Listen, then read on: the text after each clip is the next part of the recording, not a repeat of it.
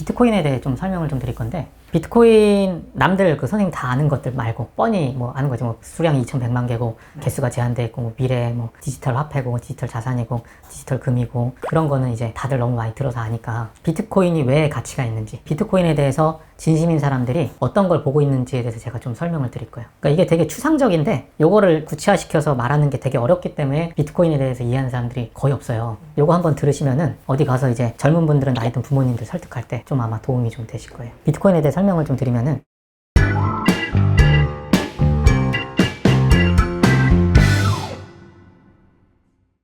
비트코인 시스템이 어떻게 이루어져 있냐면은 그냥 프로그램 쪼가리인 거 아시죠? 컴퓨터에 비트코인 프로그램을 설치한다. 그 비트코인 설치한 프로그램에서 문제를 막 내요. 그럼 그 문제를 많이 푸는 만큼 비트코인을 보상으로 받는다. 근데 점점 문제 수준이 올라가서 이 비트코인을 얻기 위해선 더 많은 전기료, 많은 전기료가 점점점 필요해진다. 그리고 이 비트코인이 여러 컴퓨터에 깔려 있으면은 서로 상호 검증을 해서 아무도 조작할 수 없게, 장부를 조작할 수 없게 만든 게 이제 비트코인 시스템인 거죠. 비트코인은 그냥 뭐냐면은 메모장 안에 저기에 비트코인이 몇 개가 있음 적혀있는 종이 쪼가리나 마찬가지예요. 그게 그냥 컴퓨터에 저장되어 있는 거예요. 사람들이 말하는 비트코인은 실체가 없다, 이게 진짜 뭐 맞는 말이긴 해요. 비트코인이라는 건 뭐 실체가 전혀 없어요. 근데 사람들이 모르는 점은 뭐냐면은 비트코인만 실체가 없는 게 아니고 나머지 모든 거에 다 실체가 없는 거예요. 원래는 자산이라는 건 다 허상이거든요. 그러니까 이 부분을 사람들이 놓치고 있어서 그래요. 선생님이 예를 들어서 아이폰을 갖고 있어요. 그 아이폰이 예를 들어서 선생님이 이제 바닥에 놨어요. 그럼 이 아이폰이 선생님 거라는 증거가 어디 있어요? 아무도 못 봤어요. 선생님 거라는 걸 아무도 몰라요. 그럼 뭐 예를 들어 선생님 뭐 거기에 뭐 내가 썼던 흔적, 하지만 예를 들어 다른 사람이 그게 왜 네 거라는 증거냐, 네가 파일 그거 남의 꽁투 넣어놨을 수도 있는데, 이러면 선생님 거라는 명확한 증거는 어디도 없는 거예요. 그러니까 소유권이라는 게 이런 거예요. 우리가 예를 들어서 막 부동산을 샀다. 근데 사실 부동산을 산 게 아니고 부동산이 네 거라는 그냥 등기부 등본, 이거를 돈을 주고 산 거예요. 그러니까 사람들이 막 10억 100억 주고서 정말 웃긴 게 이 종이 쪼가리를 사고 있는 거예요. 애초에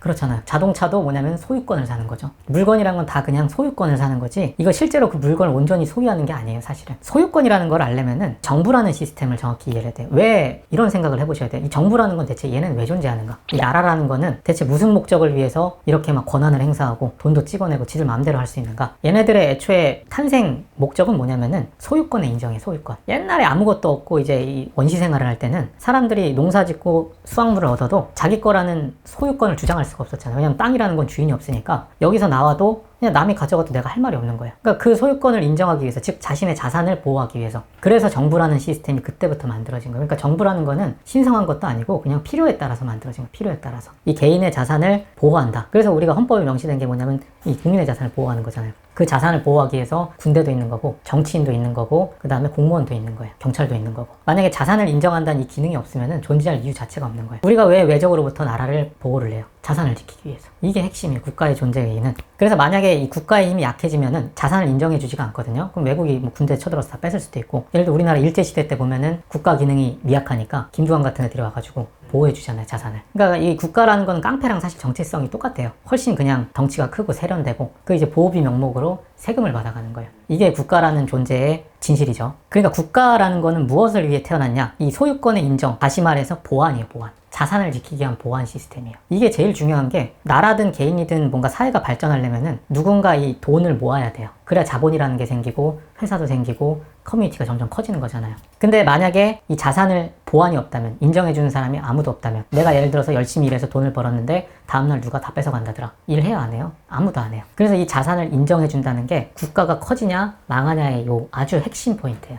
보안이 제일 중요한 거예요. 그래서 우리나라도 보면은 왜 남한은 잘 살고 북한은 왜 못 살았냐, 사유재산의 인정, 이거 하나 끝. 사실 이게 거의 핵심 포인트. 물론 다른 것도 있지만 남한에서는 토지를 처음에 국민들한테 다 나눠줬죠. 그래서 개인들이 다 토지를 갖고 있었어요. 그러니까 다 쥐주였기 때문에 이 자기 재산에 대한 주권을 가지고 나라를 위해서 싸울 수 있었는데, 북한은 뭐냐면 다 나라에서 먹었잖아요. 그 다음에 뭐냐면은 이 소작을 줘버렸죠. 이게 이제 결정적인 차이예요. 이게 국가만 그런 게 아니고 개인도, 만약에 내가 돈을 모으는데 이게 별 의미가 없는 것 같다, 그러면 일을 안 해요. 그래서 요새 사람들이 출산율 떨어지고 일 안 하는 이유가 이것 때문에 그래. 이거 자산을 못 모으니까. 선생님이 보세요. 돈을 모아요.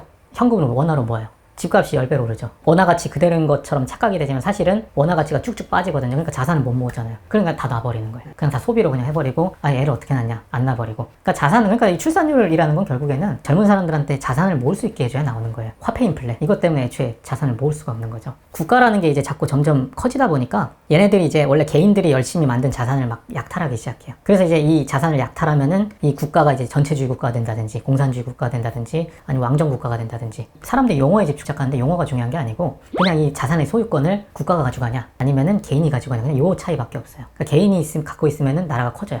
근데 대신 이제 나태해지죠, 사람들이. 그럼 국가가 다 뺏어가면은 이제 사람들이 일을 아무도 안 해요. 그럼 이제 나라가 망해요. 그럼 다 망하고 이제 다 거지가 되면은 이제 바닥부터 다시 또 열심히 개인들이 자산 모아놓으면 또 국가가 다 털어먹고. 요게 이제 이 사이클처럼 이렇게 도는 거예요. 몇만 년 동안. 그래서 이게 국가라는 시스템, 국가 네트워크인데 보안이라는 목적을 위해서 태어난 거예요. 근데 사람들은 이 보안에 대해서 무지한 이유가 뭐냐면은 이 자산의 보안에 대해서 고민하는 사람들은 부자들밖에 없어요. 그러니까 선생님들은 이 자산의 보안에 대해서 전혀 걱정을 안 해요. 왜냐면 딱히 자산이 큰 게 없으니까. 근데 정부는 누구한테 관심이 있냐면은 아주 고액의 자산가들에게 관심이 아주 많아요.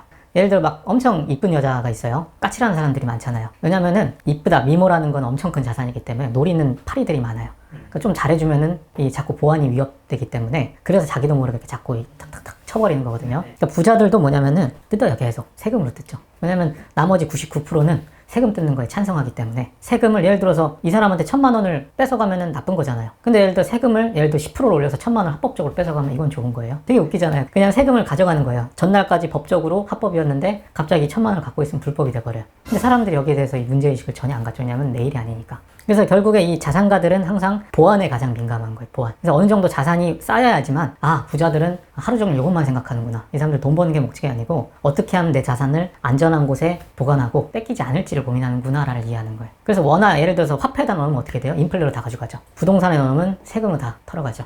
주식에 넣어놓으면은 CEO가 유상증자해서 다 털어먹죠. 그래서 이 전 세계적으로 왜 스위스은행이 돈이 많이 몰렸냐? 거기는 어떤 일이 있어도 고객의 자산을 뱉지 않기 때문에. 그래서 스위스은행으로 이 자산가들의 자산이 다 몰렸는데 그 러시아 우크라이나 전쟁 때 그 보안이 깨졌죠. 왜냐면 그 바이든이 그 러시아 자산가들 거기 돈 세탁해서 넣어놨으니까 그 명부 내놔라. 그래서 그때 뱉었어요, 스위스은행이.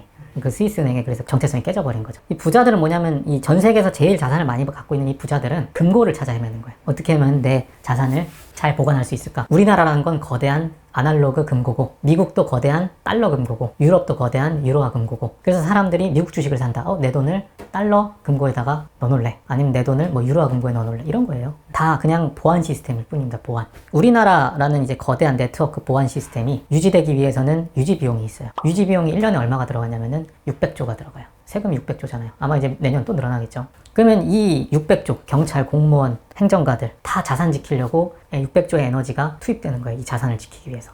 얼마나 비효율이 커요. 그러면 이 나라는 언제 망하는 거냐면은 이 유지 비용을 댈 수 없을 때 망하는 거예요. 원래 옛날에 예를 들어서 나라가 커질 때는 유지 비용보다 세금, 그러니까 사람들이 투입되는 에너지가 더 컸거든요. 그러니까 나라에 빚이 안 쌓이니까 나라가 뭔가 이렇게 액티브하고 잘 돌아가는데 점점 나라가 커지면 어떻게 되냐면 유지 비용이 점점 늘어나고 세금 내는 사람들은 점점 줄어들어요. 그래서 이 크로스가 와요. 데드 크로스가. 그럼 그때부터 어떤 일이 생기냐면 이제 빚을 내기 시작하는 거예요. 빚을 내기 시작하면 사회가 점점 망가지고, 빚이라는 거는 화폐 찍어서 낼 수도 있고 어쨌든 화폐 인플레든 채권을 내든 빚을 내기 시작하면은 점점 이제 사람들의 이제 불만도가 점점 올라가죠. 네트워크가 막 과열되는 거예요. 이렇게 컴퓨터 너무 세게 돌리면 뜨거워지는 것처럼. 정치인들이 뭘 해요? 복지를 하죠. 복지라는 거는 사실은 이 국가의 성장이랑은 크게 상관이 없어요. 왜냐면 분배한다고 하는데 분배가 안 돼요. 사실은 집값을 올리거든요. 대신 뭐냐면 이 얼을 떨어뜨리는 거예요. 이 과열된 네트워크를 이 시스템 터뜨리지 마라. 죽창 내려놓고 찌르지 마 이러는 거예요.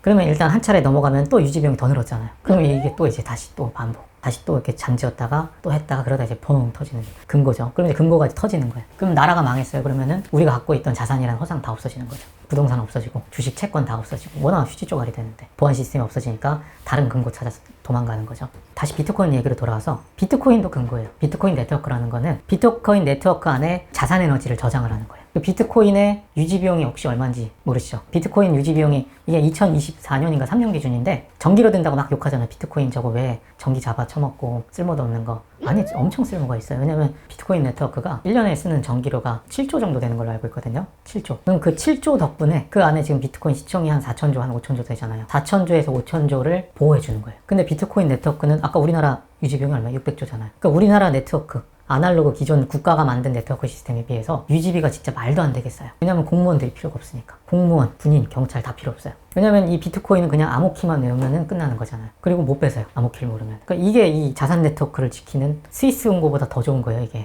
거기다가 심지어 디지털 자산이기 때문에 스위스 금고처럼 물리적 공간이 필요한 게 아니잖아요. 그냥 머릿속에 암호키만 외우면은 전 세계 어디 가서든 꺼낼 수가 있어요. 그러니까 엄청난 혁명인 거예요, 이 자산 네트워크라는 점에서. 그래서 이 전 세계적으로 지금 어떤 일이 자꾸 일어나는 거냐면은 사회가 포퓰리즘이 점점 강해지니까 이 화폐 인플레가 점점 심해지잖아요. 집값이 자꾸 계속 오른다는 거는 화폐 가치가 계속 떨어지는 거잖아요. 자산가들이 자꾸 이걸 어딘가로 도망갈 때를 찾고 있는 거예요, 지금. 그래서 부동산으로 숨었더니 세금을 계속 올리죠. 어디로 치고 있는 거예요 지금? 비트코인 네트워크 안으로 치고 있는 거예요. 여기로. 비트코인 유지되는 이 전기료라는 게 아주 합리적이고 싼 유지 비용이라는 거예요. 이게 비트코인 네트워크 시스템이에요. 이 부자들이 이거를 이제 조금씩 눈치를 채고 있어요. 자꾸 이쪽으로 이동을 하고 있는 거예요. 우리나라에서 유지 비용을 한번 계산을 해보면, 예를 들어 우리나라의 압구정 현대를 누가 예를 들어 선생님이 하나 갖고 있어요. 100억 정도 하잖아요. 그럼 100억의 유지 비용이 얼마 정도 들어가면 한 1억 정도 나와요. 1년에. 세금으로. 그리고 앞으로 훨씬 늘어날 거예요. 그럼 비트코인을 예를 들어서 100억어치 갖고 있으려면은 예를 들어 한 70개 정도 되잖아요. 60, 70개 정도. 60, 70개 유지 비용 얼마예요? 빵원.